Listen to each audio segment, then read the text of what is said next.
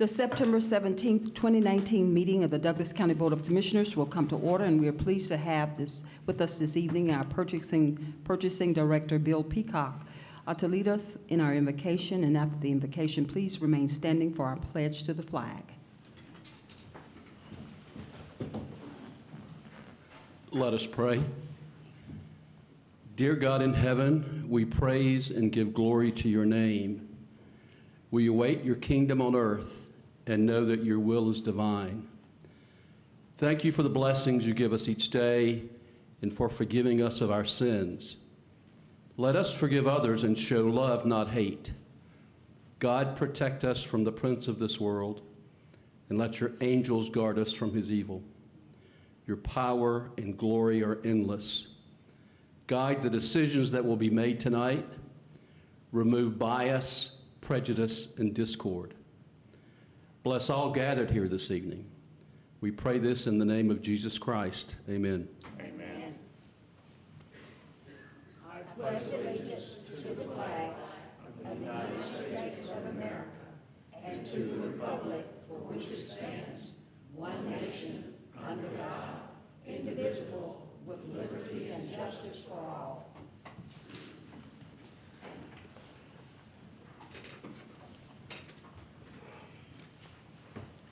Director Peacock, thank you so much for being here with us this evening, leading us in our invocation. And good evening to the citizens of Douglas County.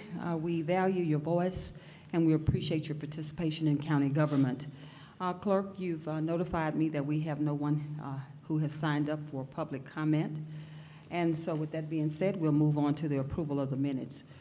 Board of Commissioners, you have the commission meeting minutes of September 3rd, 2019, work session minutes of August 29th, 2019, executive session minutes of August 29th, 2019. Are there any corrections, additions, or deletions that need to be made? No, ma'am.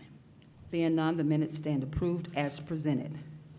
Next, we have a proclamation, which is tab number 4, proclaiming the week of September 17th through 23rd, 2019 as Constitution Week in Douglas County. Good evening. And Clerk, we have Ms. Sue Carlton here tonight to read the proclamation, and we appreciate you being here. Thank you. Thank you welcome. for having us and participating with us on this special week. Yes, ma'am. The proclamation, Douglas County Board of Commissioners, Constitution Week. Whereas September 17th, 2019 marks the 231st anniversary of the drafting of the Constitution of the United States of America by the Constitutional Convention, and whereas the Constitution of the United States of America, the guardian of our liberties, embodies the principles of limited government in a republic dedicated to the rule of law, and where it is fitting and proper to accord official recognition to this magnificent document and its memorable anniversary, and to the patriotic celebrations which will commemorate the occasion. And whereas Public Law 915 guarantees the issuing of a proclamation by the President of the United States each year, designating September 17th through 23rd as Constitution Week. Now, therefore, we, the Douglas County Board of Commissioners, do hereby proclaim the week of September 17th through the 23rd, 2019 as Constitutional Week in Douglas County, and ask our citizens to reaffirm the ideals that the framers of the Constitution had in 1787 by diligently protecting the freedoms guaranteed to us through this guardian of our liberties, remembering the lost rights may never be regained. So proclaimed this 17th day of September 2019. Thank you so much, Ms. Calderon, and thank you so much for reaffirming the ideals in freedom and liberty here in Douglas County and all over this great nation. Appreciate, and we are just honored to celebrate this patriotic moment with you and all your members that are here tonight that's standing. Thank you all so much. Board of Commissioners, you have heard the proclamation. Do we have a motion to So approve? moved. Second. We have a motion and a second. Any discussion, Board of Commissioners? We have a motion and a second. Please prepare to cast your votes.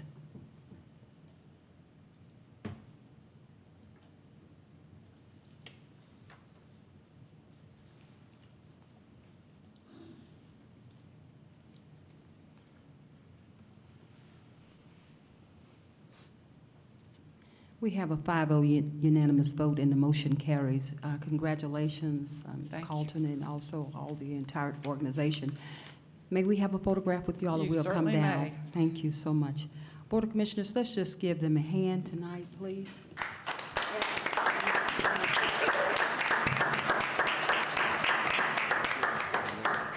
We'll come down and take a photograph with you.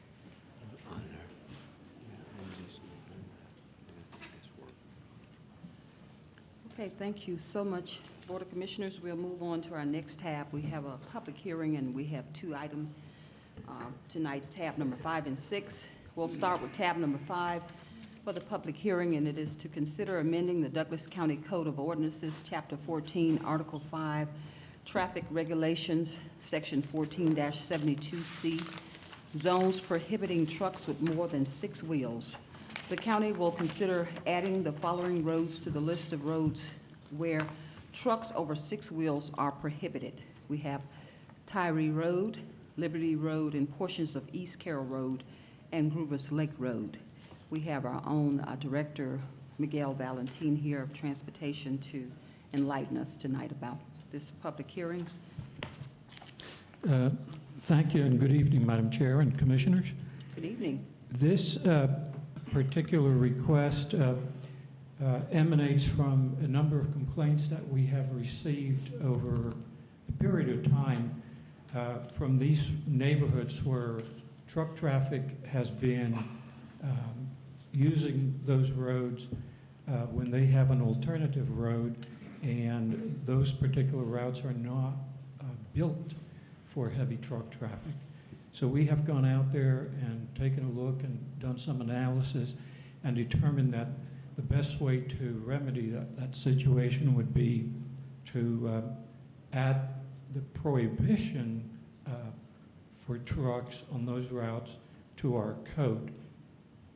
However, in order for us to change the list of restricted roads in our code, we have to have a public hearing. And that is the reason for the request this evening. Okay, thank you so much, Director Valentin. Certainly want to give our citizens an opportunity to weigh in, and this is a public hearing. At this time, this public hearing is open. If anyone have anything they would like to discuss regarding this public hearing. And again, the public hearing is for people that are for this ordinance, such as Douglas County Code of Ordinance, Chapter 14, Article 4, Traffic Regulations. Being none, do we have anyone here against this public hearing? Being none, this public hearing is now closed. Board of Commissioners, do anyone have any comments or questions that you'd like to weigh in? Commissioner Guider. Thank you, ma'am. Director Valentin, do y'all put signs up to let people know that we're doing this? Any kind of signage or anything? No, we advertise it in the newspaper. We do not put signs until the route is approved. I wouldn't imagine many of them would oppose it, but I just Mhm. wondered, since we don't have anybody here to speak on it. So could we not do that from now on? Put We certainly because could that's do- a pretty remote area, Mhm. and not everybody reads the paper. So if you could, do you put it on the website? No, well, other than on the agenda, whenever the agenda's published, but it is advertised for the upcoming public hearing twice in the newspaper. But just Other than to that, reach more people, just so they know that their road is being changed, so. we could certainly add that to our practice. All right, thank you. Now you're back. Thank you so much, Commissioner Guider. Okay, with that being said, Board of Commissioners, do we have a motion to approve this public hearing, to consider amending the Douglas County Code of Ordinance, Chapter 14, and also, which means prohibiting trucks with more than 6 wheels on the following road: Tyree Road, Liberty Road, portions of East Carroll Road, and Groovers Lake. Do we have a motion? So move. Second. We have a motion and a second. Any discussion? We have a motion and a second. Please prepare to cast your votes.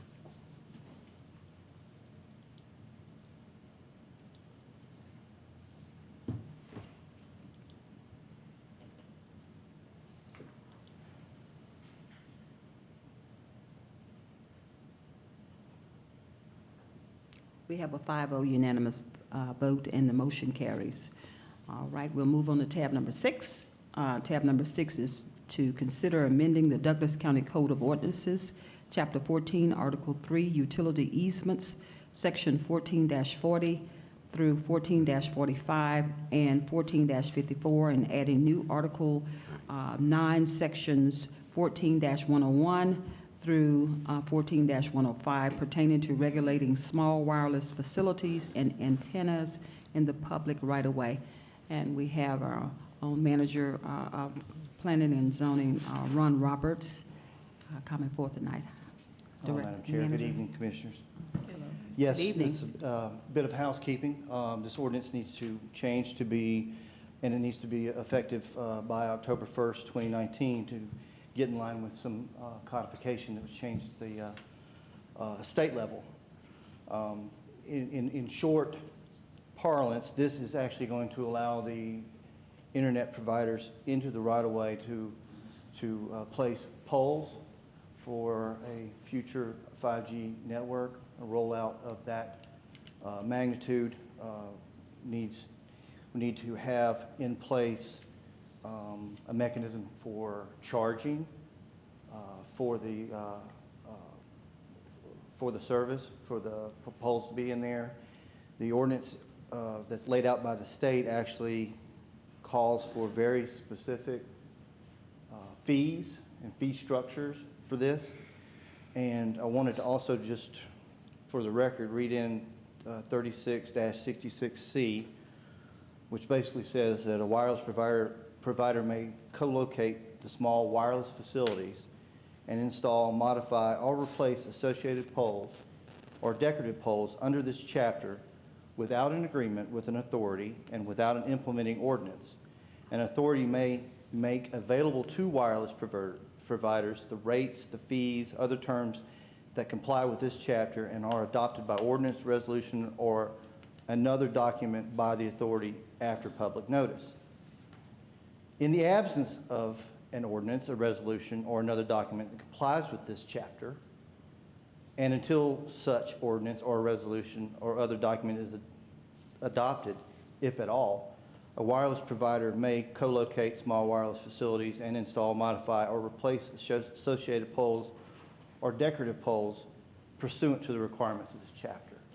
That means, the way I read it, and I've had several staff members read it, they're going to do it whether we pass this or not. Okay. So it behooves us to have this public hearing tonight, which is pursuant to what we need to do to make the ordinance change. Okay, thank you so much, Manager Roberts. At this time, certainly want to give our citizens an opportunity to weigh in regarding this amending Douglas County Code of Ordinance, Chapter 14. At this time, do we have anyone here to speak for this Code of Ordinance, which is related to small wireless facilities antenna in the public right-of-way? Being none, do we have anyone here to speak in opposition? Being none, this public hearing is now closed. Board of Commissioners, I'm going to give you all an opportunity to weigh in. Vice Chairman Robinson. Yes, Madam Chair. I'm going to echo Commissioner Guider's point about notice for public hearings. I think it's something in times past we used to allocate a certain amount of resources to our communications department to get people out. Now, we as commissioners know how to get our citizens out when we want to, and we make sure signs are out. I think doing the minimal, which is putting on the legal organ, yeah, I get it. That's all we're required to do. But public hearings are important. And I say that because we're talking about the Constitution, right? We just had this proclamation passed. And I'm listening to, and I'm reflecting, and I'm thinking about obviously we've got our Constitution at the federal level, and then we've got one at the state of Georgia.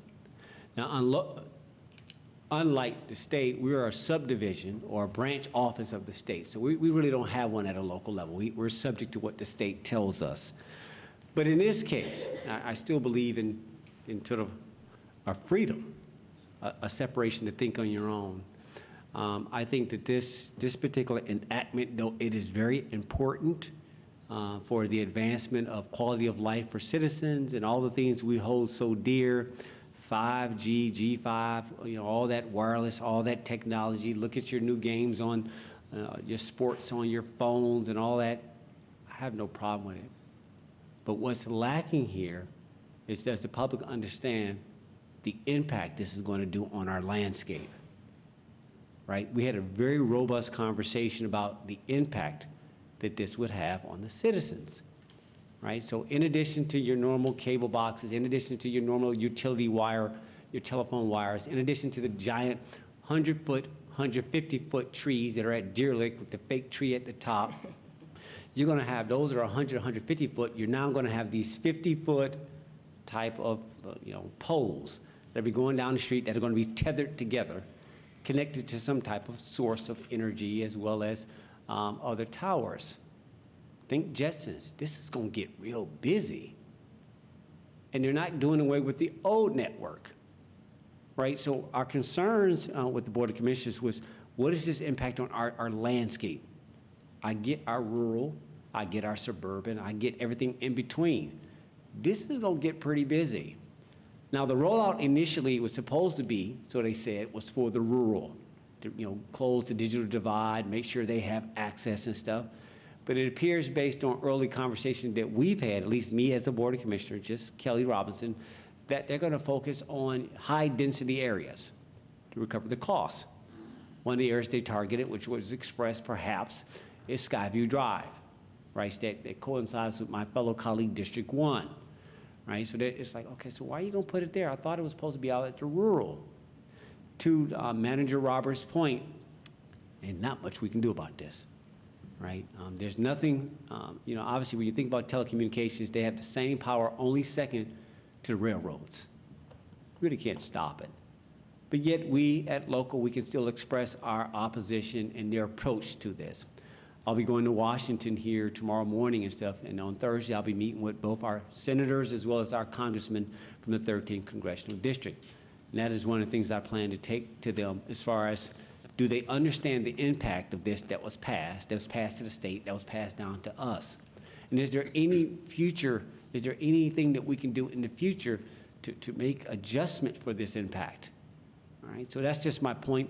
I just want to express that, Madam Chair, of just my concern about this on behalf of citizens who didn't even know this was happening, and knowing that you guys, this is going to impact us.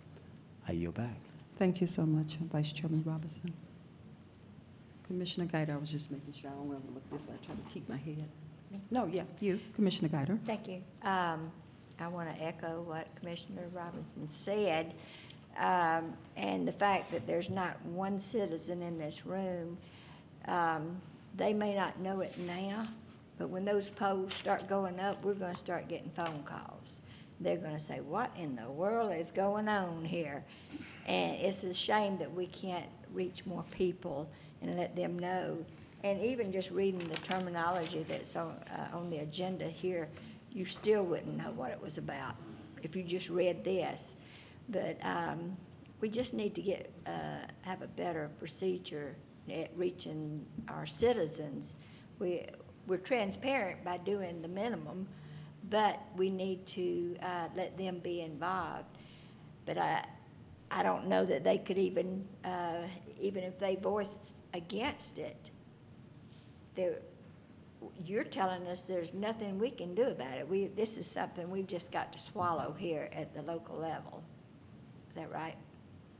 Coming down from the state. Unfortunately, yes, ma'am. Now, we can have a say-so about what the polls look like, maybe? Yes, there's some provisions in here that talk about the aesthetics and requirements, and that's really one of the things, that's one of the reasons we want to pass this ordinance. It's not just to collect the fees, but also But to... it's going to be revenue neutral.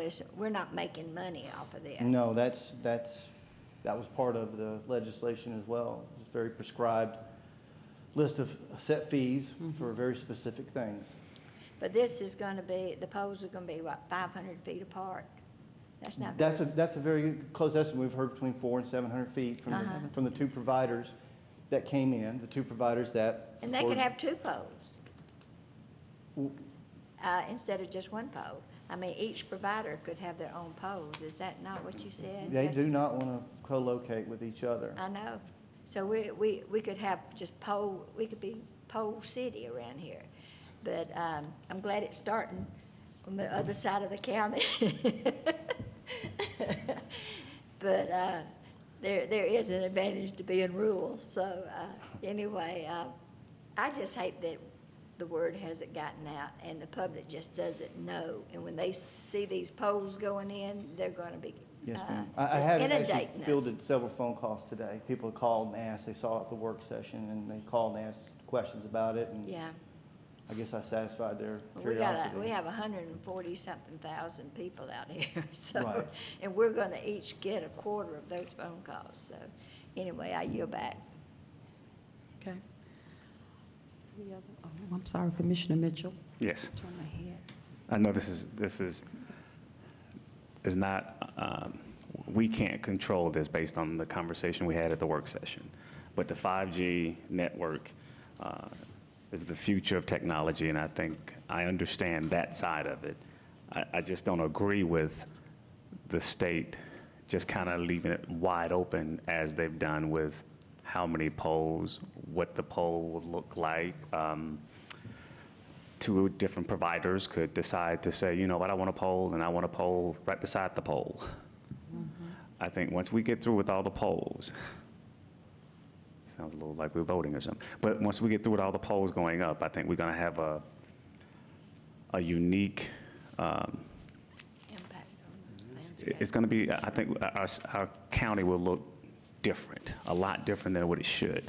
That's why I can't agree with the mere fact of doing nothing outside of we have to accept this. That's why, as Vice Chairman Robinson stated, that I've reached out to a couple of my legislators and others as to how and why this is that way. And it's no fault of you guys.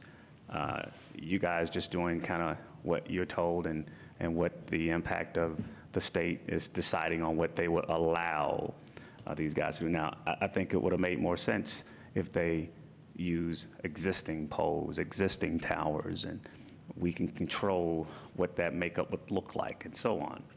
But just to say, this is what it is, these are the fees that you can and can't charge, each provider can get a pole, I think that's going to look really bad in years to come. So I'm very much disappointed, not in staff, but in our legislators who decided to say this is kind of the way the 5G technology will be rolled out. So that's a hard pill to swallow. Can't agree with it because it doesn't make sense to me. And until I can get a better understanding, I just couldn't support something like that, though. So I yield back. Thank you so much, Commissioner Mitchell. Okay, with that being said, thank you so much, Manager Roberts. Thank you, Madam Chair. Board of Commissioners, you have actually had an opportunity to hear some dialogue about this ordinance, Chapter 14, Article 3, regarding utility easements pertaining to regular small wireless facilities and antennas in the public right-of-way that's driven by a state and federal mandate. Do we have a motion to approve? So moved.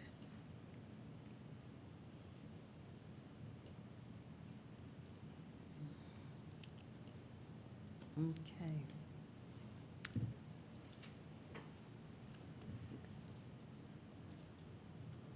Second. We have a motion and a second. Any discussion? Madam Chair, it might be helpful to this board if Ron or Phil got it right. Explain to the board what happens if you don't approve Okay. this package before the deadline as far as the ramifications of non-approval. Okay. So but we have a motion and a second. Point of order. Yes. We're in motion. So, Point of clarification? I mean, yeah, it was more of a point of order. You're in discussion, We it's got- your floor, Madam Yeah, Chair, or yeah, whatever. so we were in discussion. Okay. Just so we can enlighten. So this evening, we're asking you to approve our ability to advertise for the October 1st meeting, to be able to approve amendments to the ordinance that allow us to have some control over what is going to happen with cellular wireless providers coming to town. Obviously, there's a problem with the volume of towers that, or poles that could be put up and the unsightliness of them. But the reality is, if we do nothing, we have zero control. They simply walk in and do whatever they wish. They don't even have to talk to the Department of Transportation. They will just simply dig up our right-of-way, put their poles in, and make their money. Right now, we're asking you to advertise so that we can bring you an ordinance change that gives our Department of Transportation the power at least to negotiate with cellular providers for some semblance of control, some semblance of organized implementation of something we had no control over the origination of. It was mandated down to the states by the federal government. And so doing nothing does not serve any purpose, at least to this planner's eyes. Okay. Madam Chair, Thank if you. I could add to the Director discussion. Valentine? Thank you, Phil. We have actually advertised, and we have the ability to have the public hearing today. The October 1st deadline or date is when the regulations that were passed at the federal level and the state level take effect. And essentially what this ordinance would do, this code amendment would do, is to allow the county to have some say in what happens within the right-of-way.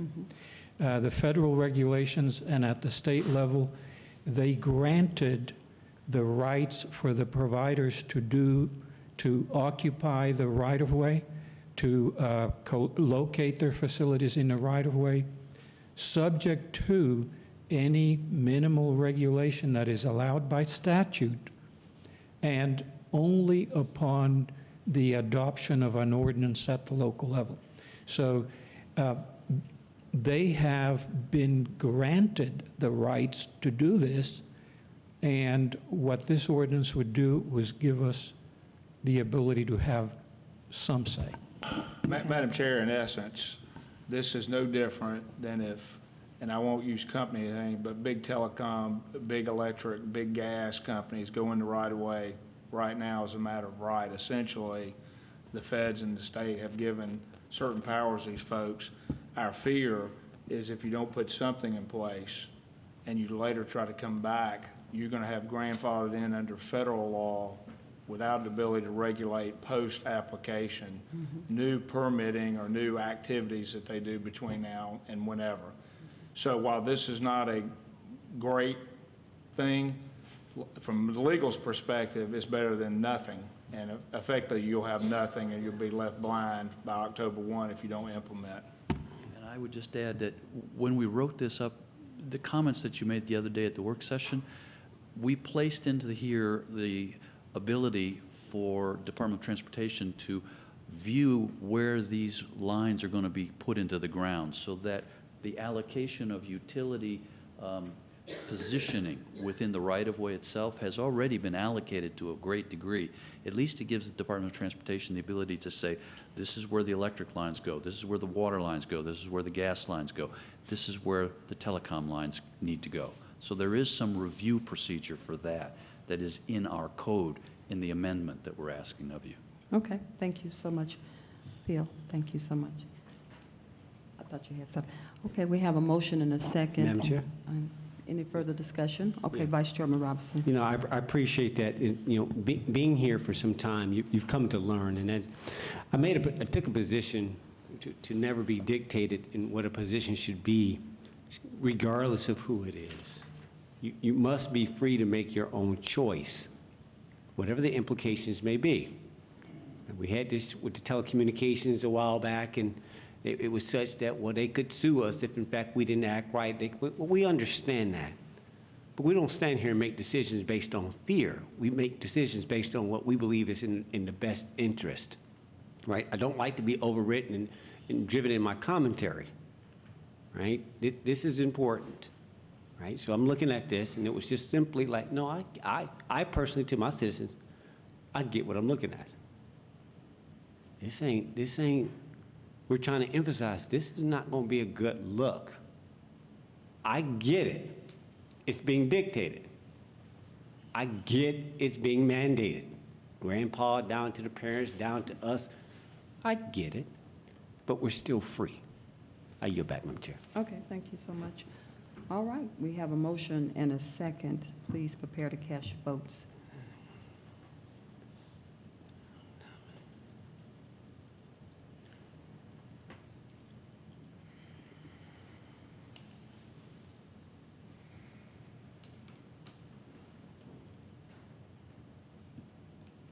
We have a 3-2 vote, and the motion carries. We'll move on to the next item. Tab number 7, we'll move into new business. Resolution authorizing the filing of condemnation petitions to acquire the to acquire the required right-of-way and/or easements on parcel number 00220250015 and parcel number 00220250018 for the purpose of facilitating the construction of a roadway improvement project.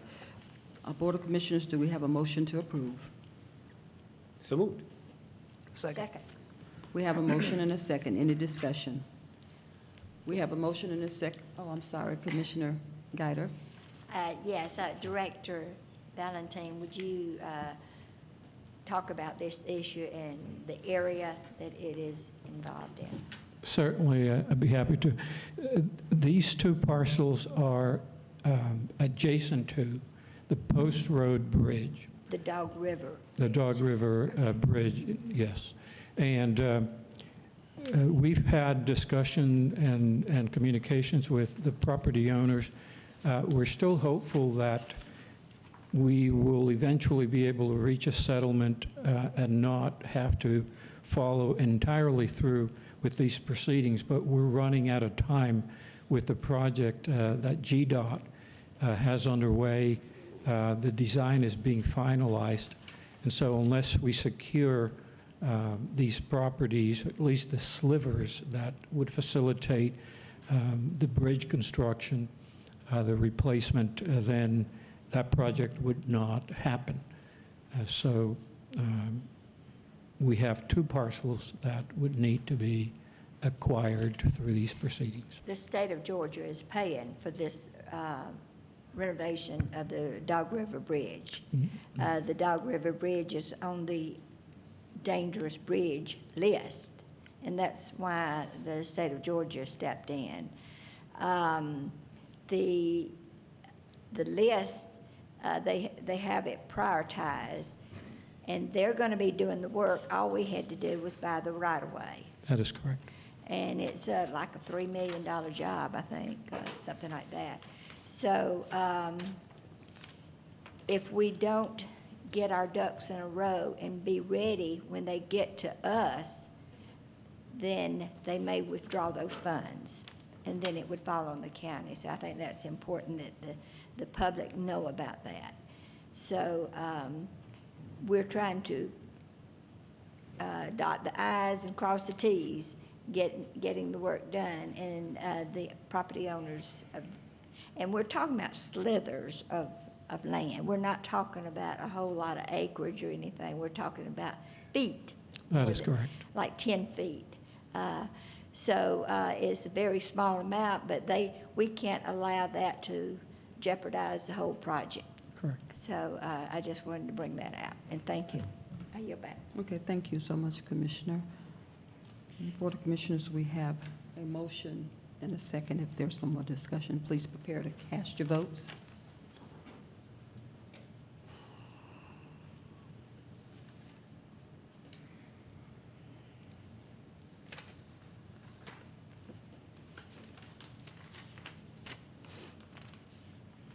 We have a 5-0 unanimous vote, and the motion carries. We'll move to tab number 8, authorization to enter into a real estate purchase agreement with stipulations for parcel ID number 0860182-001, located at 881 Factory Shoals Road, Lithia Springs, Georgia, 30122, and authorize the chairman to sign all related documents.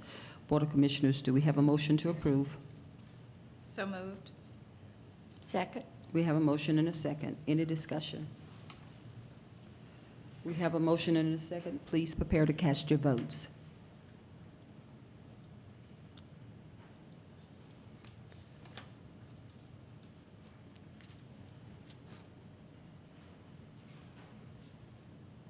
Board of Commissioners, we have a 5-0 unanimous vote, and the motion carries. Next, we'll move on to our consent agenda. Please be advised all items are subject to final legal review. And I'll start with tab number 9. Tab number 9, authorization to approve an agreement with CONAE for elevator maintenance at the Douglas County Law Enforcement Center in the amount of $9,859.92, and authorize the chairman to sign all related documents. Tab number 10, authorization to apply for a construction grant from the Georgia Public Library Service for a new library on Anawake Road. Tab number 11, authorization to fund the 2019 GEP-COR pension fund at the required/recommended level of $6.8 million and amend the budget by $1,259.94. Tab number 12, authorization to enter into a professional services contract with Artifacts LLC to provide architectural and structural design services for the Douglas County Fire Department training and storage facility, and authorize the chairman to sign all related documents. Tab number 13, authorization to award a contract to Summit Construction and Development LLC in the amount of $663,872.80 for construction of the Doris Road and Sweetwater Church Road intersection improvement project to be funded from the 2016 SPLOST funds as recommended by the Transportation Committee, with the 50% of total cost contribution from Paulding County through a previously approved memorandum of agreement, and authorize the chairman to sign all related documents. Tab number 14, Authorization to approve a construction funding agreement with GDOT in connection with the Maxim Road Improvement Project, P1 number 001261, to facilitate the commitment of federal funds and allow the GDOT to reimburse the county up to $2,280,464.64 of project construction and cost, and authorize the chairman to sign all related documents. Board of Commissioners, that concludes the consent agenda. Do we have a motion to approve? So moved. Second. We have a motion and a second. Any discussion on any particular topic or number before? Okay, Commissioner Guider? Yes, and I'll make this very quick. Jennifer, would you mind coming up? And we will discuss item number 11, authorization to fund the 2019 GEBCOR Pension Fund. Tell us, we're about 1 million short, 1.2 million short. Yes, ma'am. And could you tell us or explain to the public why? Sure. As you know, we have a third-party administrator, GEBCOR, who handles our defined benefit pension plan. We receive annual actuarial reports, and this one for this year was received, I believe it was late May 29th, early June. They allow you to have two types of contributions if you're within your funding ratio, and those two types of contributions is the required contribution, which is the lower amount, or the recommended contribution. Because our funding ratio is below the 75%, then they ask that the required and recommended contribution be the same. Therefore, that contribution for this year was $6.8 million.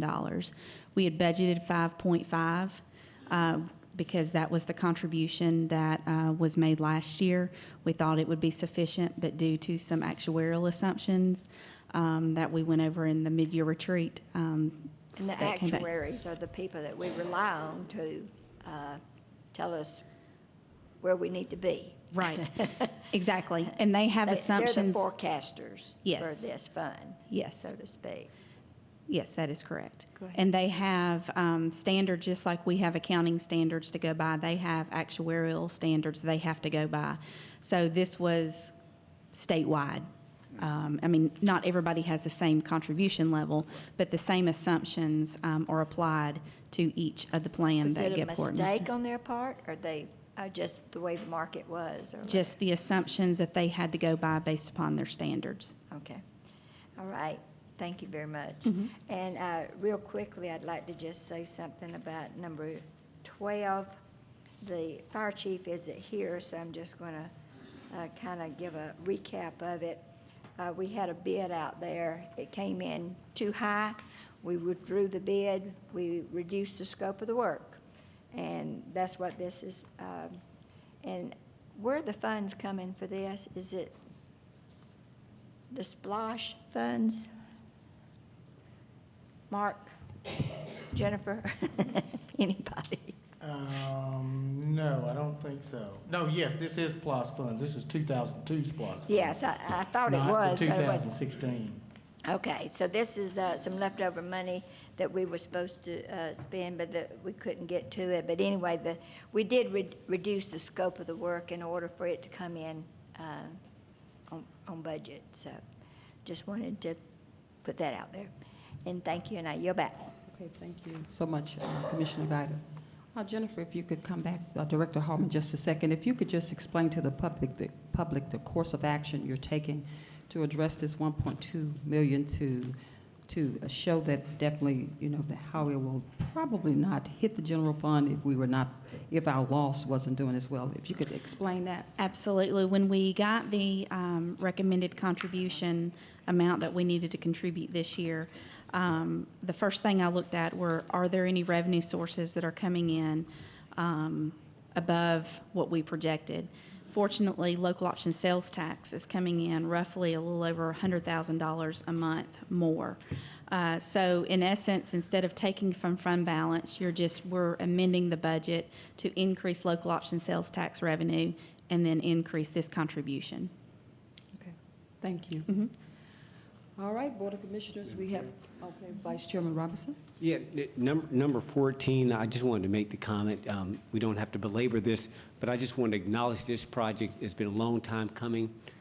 This is the intersection project at Maxim Road and Thornton Road. This is something that obviously there's been, it's been highlighted as one of the most dangerous intersections in sort of the Metro County area. This is a project that we were very thoughtful in working with our Cobb County colleagues. They weighed in during public hearings that we held in that area. And I'm very pleased. It took a long time to get this done.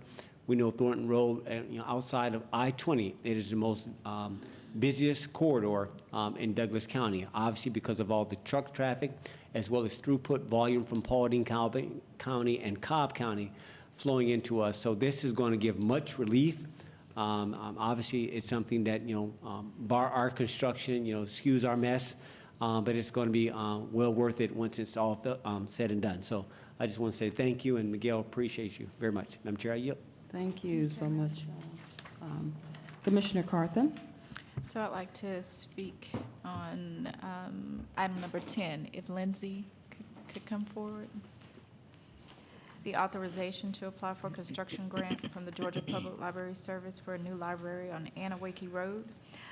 Just kind of wanted to give the citizens a timeline as to what we're doing.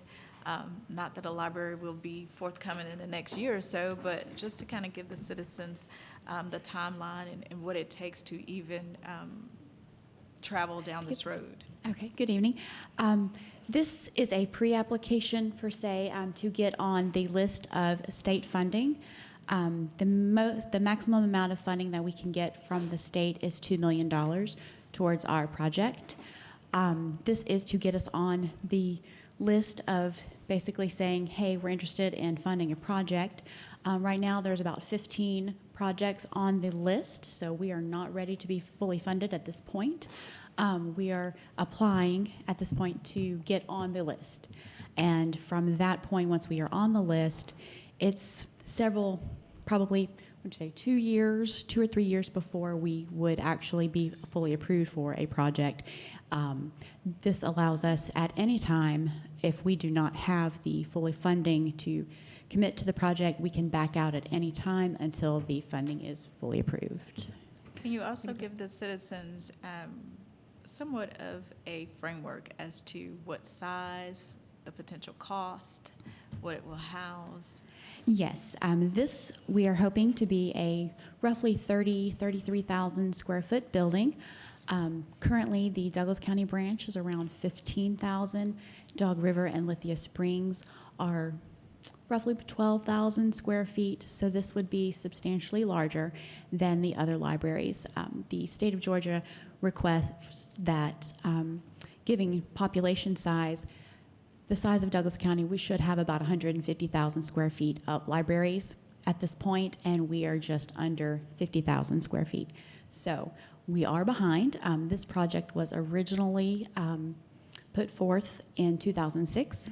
So it is a long time coming for this type of project.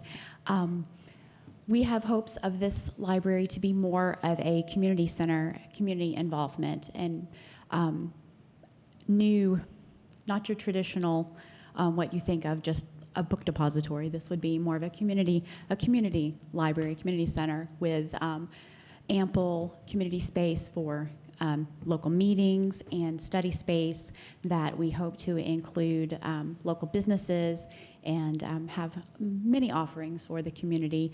We're hoping to have more advanced technology, have a maker space to include 3D printing and various other services that no other library in our area has provided at this time. Thank you for that. Also, we know that libraries can be economic developers, can they not? Absolutely, absolutely. And we're hoping to embrace as many opportunities with this library as we possibly can. That's true.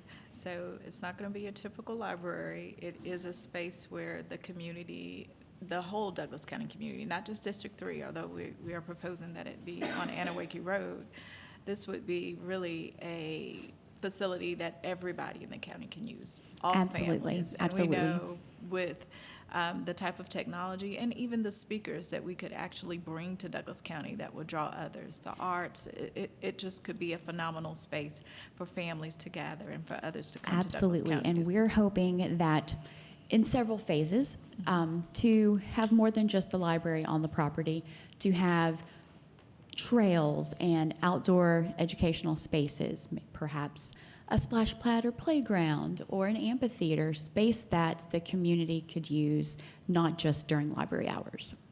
That's correct. So I just kind of wanted to give the constituents a view of what is to come. We do know it takes tax dollars. We know it takes planning. We know it takes infrastructure.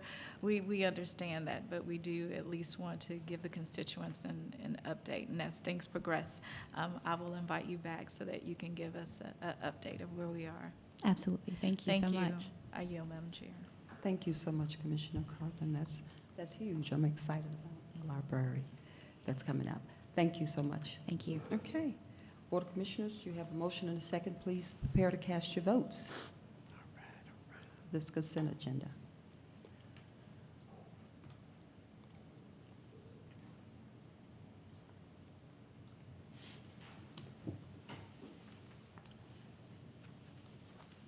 We have a 5-0 unanimous vote, and the motion carries, and this consent agenda is approved.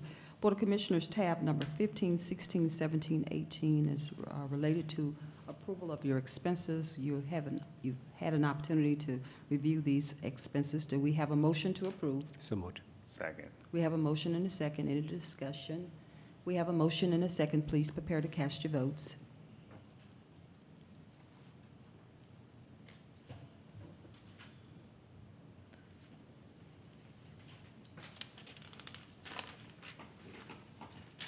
We have a 5-0 unanimous vote, and the motion carries. Thank you all so much, Board of Commissioners, for approving your expenses. Last but not least, we have announcements, and our own Commissioner Henry Mitchell III, you have an event that's coming up. Would you please share with the Sure. public? Yes, I'd like to invite not only District 1, but those of you who would like to come out to, I don't know what number we're on with the Coffee and Conversations, but it's Saturday, October 5th, from 10 until 12 noon at the Social 7 event space, 3622 Houston Street, Suite B, Lithia Springs. Come on by, and as always, I provide the coffee, you provide the conversation. If you need further details, you can kind of give us a call, and that will be 770-920-7266, or email me. But it's, as always, we have some nice, unique conversation that goes on, so you're more than welcome to come. You don't have to be in District 1, but that's kind of the conversation stems from that, though. Also, I'd like to add, also September Saturday, I will also have a tent for the September Saturdays, the 21st and 28th, and it's going to be a coffee and conversation September Saturday. So come by, stop by the booth, nice conversations, and we'll have many conversations about what's going on here in Douglas County and what the future looks like. That's all I have, and that's all I've got. Thank you. Thank you so much, Commissioner Mitchell. Any other commissioners have an announcement? Vice Chairman Robinson, you have an announcement? Yes, Madam Chair, and I just want to echo Commissioner Mitchell's point that to remind the public about September Saturdays, it's always a great time, fall festival. I think the weather's going to hold for us. Come on out. It's from 10 a.m. to 3 p.m. Please look out. I am also hosting a tent, working with staff, and two things that are going to happen during that time is that for public to give input into what type of programming they want in the senior center and the multi-purpose center. And I want to reemphasize that we want all of you to stop by. It doesn't matter what district that you're from, but come by the tent. It's going to be, you'll see it, it's like a big tent, a community center tent. Come on by and weigh in, please. Again, we're looking for formal input on what type of programming you want to see in the multi-purpose center, such as you want to see backgammon, you want to see badminton, whatever you want to see, come on in, as well as the programming that may go into that senior center. Please come on out and weigh into that as well. So this is programming. There'll be formal input. Come up, put your stars and your gold stars up there on the board and weigh in. And Madam Chair, I just want to encourage this public engagement moment. I yield back. Thank you. Thank you so much. Board of Commissioners, just two more announcements. The 17th Annual September Saturdays Festival at the Douglas County Courthouse will take place on September 21st. we will celebrate Heroes Day and Touch a Truck Experience. And September 28th is Family Day and Fun and Games Day Festival. This event will include free admission and free parking. Please contact Rick Martin at 770-920-7303 or email rickmartin@codouglas.gaus for further information. And last but not least, I too will be hosting Walking the Talk listening session on Saturday, September 21st.